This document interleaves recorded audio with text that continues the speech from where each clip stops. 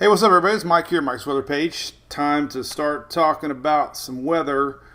We got a big dip in the jet coming tomorrow, Wednesday the 8th. We could have storms overnight to watch, maybe some nocturnal tornadoes Wednesday into Thursday.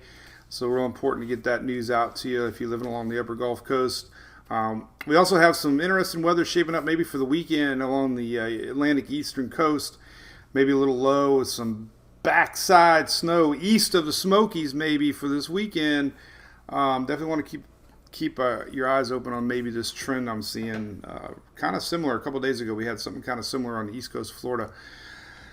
But here's what we got. Let's talk about this weekend. First and foremost, I want to show you this. This is live right now. This is off the coast of New England area. This is that low I just mentioned that was off of Florida a couple of days ago. It actually tightened up now, and this is what it looks like. Impressive, right? No convection around it. It's not tropical, but if you're wondering, it's moving away. But it sure is pretty to look at on satellite, right? This is out in the open Atlantic. But what we got tomorrow, this is Wednesday. And what we've been seeing is this big dip in the jet stream. Anytime you get a low pressure here cut off down below the jet, we get a low pressure area.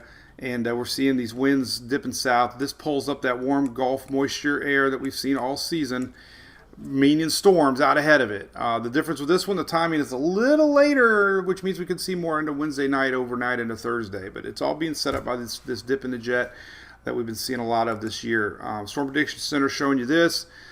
Yellow slight risk, already talking about tornadoes.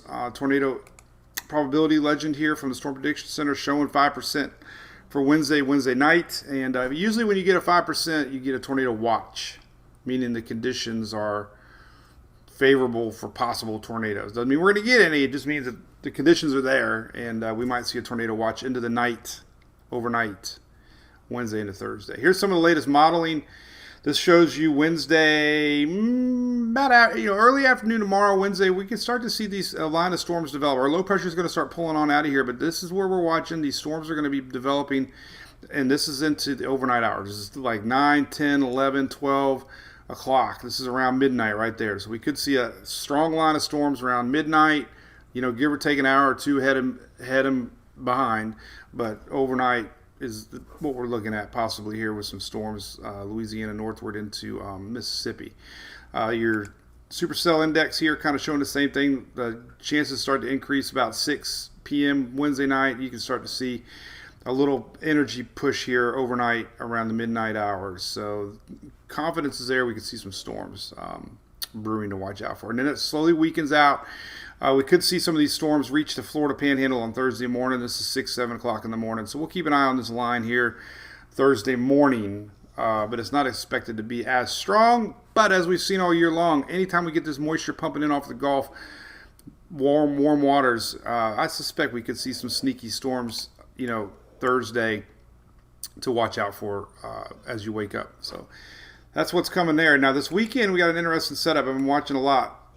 We got this frontal line, which we've been talking about. That's what we just got done talking about for Thursday.